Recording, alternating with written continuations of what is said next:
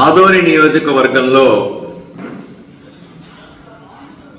సాదాపురం పంచాయతీ కానీ మండగిరి పంచాయతీ కానీ ఈ రెండు పంచాయతీలు టౌన్లో కలవడం వల్ల విపరీతంగా భూముల ధరలు పెరిగిన తర్వాత గత 5 సంవత్సరాలలో వైఎస్ఆర్సీపీ పార్టీలో ఎమ్మెల్యే కానీ అతని అనుచర కబ్జాగణం, అప్పట్లో సాయి ప్రసాద్ రెడ్డి ఎమ్మెల్యేగా ఒక పెద్ద ముఠాన్ తయారు చేసుకొని ఊరిలో విలువైన భూములన్నింటినీ కబ్జాలు చేసి 100 కోట్లు సంపాదించినారు.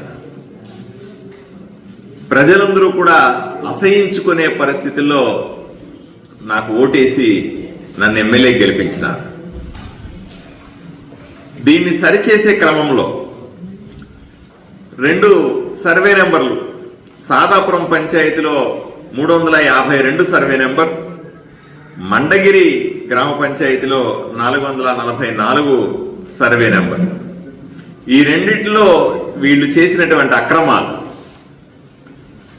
సుమారుగా ఈరోజు చూస్తే సాదాపురం పంచాయతీ 352 సర్వే నెంబర్లో 38 ఎకరాల 35 సెంట్లు భూమి యాక్చువల్గా ఉంటే ఆన్లైన్లో వీళ్ళు చేసిన అక్రమాలు, వీళ్ళు కేవలం భూమి మీద అక్రమాలు చేయాలి, ఆన్లైన్ అక్రమాలు కూడా చేశారు. ఈరోజు ఆన్లైన్లో చూస్తే రెవెన్యూ రికార్డ్స్లో 52 ఎకరాల 20 సెంట్లు కనబడతా ఉంది.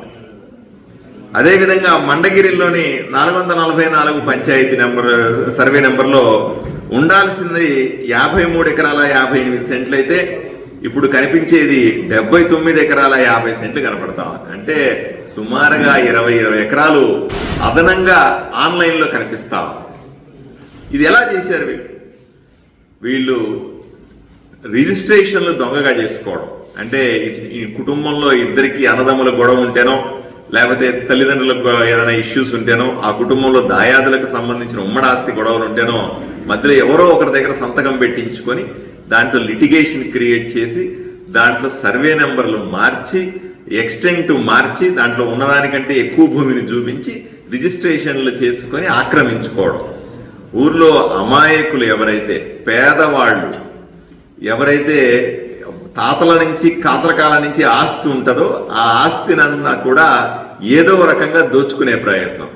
అసలు సిసలైన లబ్ధిదారులు, అసలు సిసలైన భూమి హక్కుదారులు ఎవరు కూడా ఇప్పుడు అక్కడ కనబడతలేదు. పాపం వాళ్ళందరినీ ధరమేసినారు.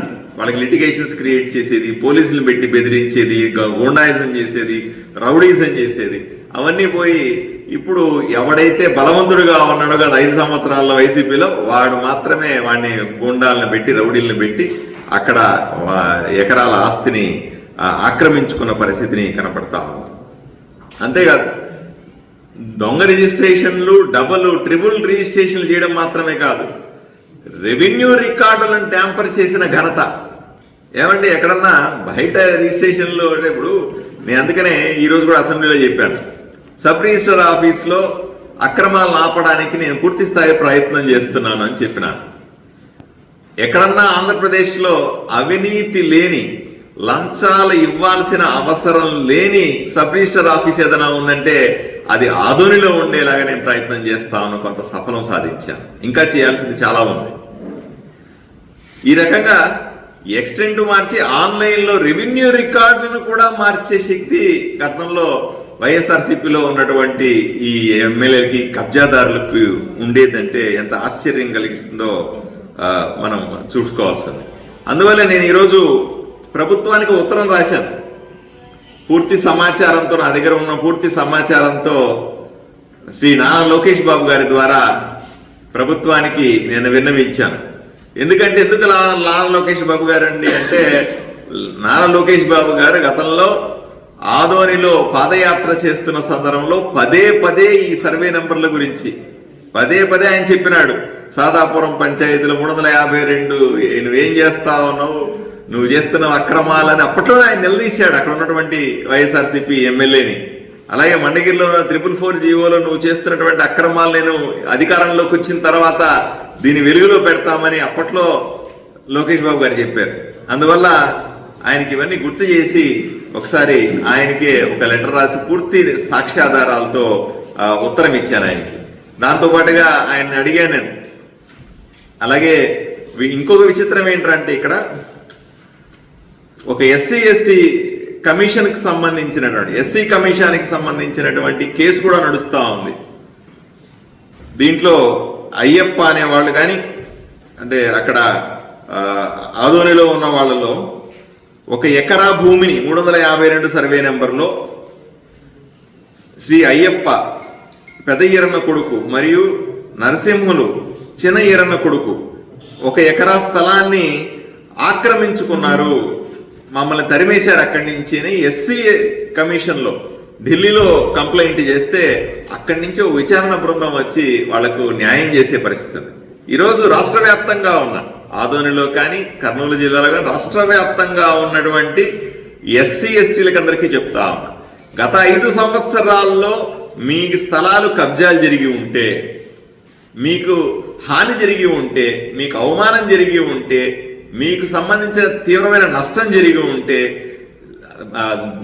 నరేంద్ర మోదీ ప్రభుత్వంలో ఎస్సీ కమిషన్కు రాజ్యాంగ హోదా ఉంది. ఒక జడ్జికి ఉండేటువంటి అపారమైనటువంటి అధికారాలు ఎస్సీ కమిషన్కి వచ్చినాయి. అలాగే రాష్ట్రంలో ఉన్నటువంటి బీసీలందరినీ లేదా దేశంలో ఉన్న బీసీలందరినీ కాపాడడానికి నరేంద్ర మోదీ ప్రభుత్వం బీసీ కమిషన్ ఏర్పాటు చేసి దానికి కూడా చట్టబద్ధ హోదా ఇచ్చింది. వాళ్ళకు కూడా ఒక పెద్ద జడ్జికి, హైకోర్టు జడ్జికి ఏ విధంగా అధికారాలు ఉంటాయో అలా ఎస్సీ కమిషన్కి కానీ బీసీ కమిషన్కి కానీ అధికారాలు ఉన్నాయి. వాళ్ళు నేరుగా విచారణ చేపట్టవచ్చు, కలెక్టర్ ద్వారా విచారణ చేపట్టి రిపోర్ట్ తీసుకొని వచ్చి శిక్షించవచ్చు, వివిధ రకాలమైన కేసులు పెట్టే విధంగా రికమెండ్ చేయవచ్చు. ఇన్ని అధికారాలు ఉన్నటువంటి ఎస్సీ కమిషన్ని కానీ ఎస్టీ కమిషన్ని కానీ బీసీ కమిషన్ని కానీ ఆయా వర్గాల వారు ఎఫెక్టివ్గా ఉపయోగించుకోవాలని ఈ సందర్భంగా కోరుతా ఉన్నాను.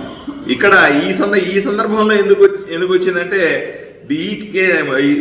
ఈ మండగిరిలో కూడా 350 సాదాపురం 352 సర్వే నెంబర్లో కూడా ఒక ఎస్సీ కుటుంబం వాళ్ళు కంప్లైంట్ ఇస్తే అక్కడి నుంచి ఒక విచారణ బృందం వచ్చి కలెక్టర్ ద్వారా విచారణ చేస్తాం. ఇన్ని సమస్యలు ఉన్నాయి. దాంతోపాటుగా కొన్ని అక్రమైన కట్టడాలు జరుగుతూ ఉన్నాయి అక్కడ.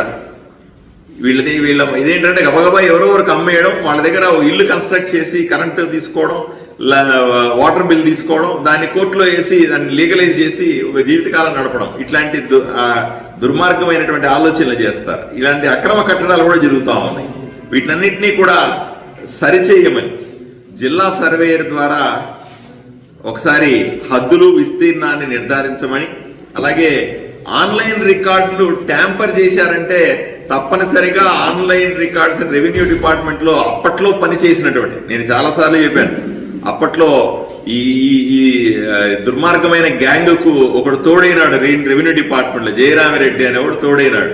వాడు సాక్షాత్తు రెవెన్యూ డిపార్ట్మెంట్ లో ఉన్నటువంటి రికార్డులన్నిటిని కూడా మార్చేసినాడు. ఊరిలో ఒకరి స్థలాన్ని ఇంకోరికి, వాళ్ళ స్థలాన్ని వీళ్ళకి అంతా మార్చి నానా భ్రష్టు పట్టించి అక్కడ ఆ విధంగా చేసినాడు. అతని మీద చర్య తీసుకోమని నేను ఉత్తరం రాశాను. విచారణ కూడా అతని మీద కూడా జరుగుతూ ఉంది.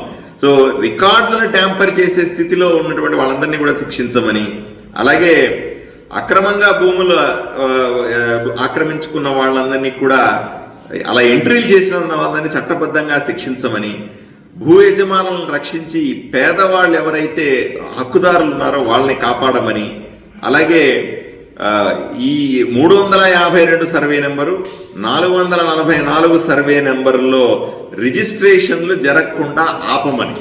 ఎందుకంటే ఇప్పటికే 3 సార్లు రిజిస్ట్రేషన్ జరిగినాయి. ఇంకా అట్లా రిజిస్ట్రేషన్ అలౌ చేస్తూ పోతే అది మరొక లిటిగేషన్కు దారితీస్తుంది. కాబట్టి రిజిస్ట్రేషన్లు అక్కడ ఈ ఇష్యూ అంతా తేలేదాకా రిజిస్ట్రేషన్లు చేయొద్దు, ఫర్దర్ రిజిస్ట్రేషన్లు ఆపండని, అక్కడ జరుగుతున్న అక్రమ నిర్మాణాలు ఏవైతే ఉన్నాయో ఈ 352 కానీ 442 సర్వే నెంబర్లో గ్రామ పంచాయతీ భూముల్లో అనుమతులు లేకుండా కొన్ని అర్థాంతరంగా అనుమతులు తీసుకున్న కొంతమంది కన్స్ట్రక్షన్లు చేసి దాన్ని లీగలైజ్ చేసుకునే ప్రయత్నం చేస్తాను. ఈ కన్స్ట్రక్షన్స్ అన్ని ఆపండి అని విధంగా ఇవన్నీ చర్యలు తీసుకోమని నేను నారా లోకేష్ బాబు గారి ద్వారా ప్రభుత్వాన్ని విన్నవించినాను.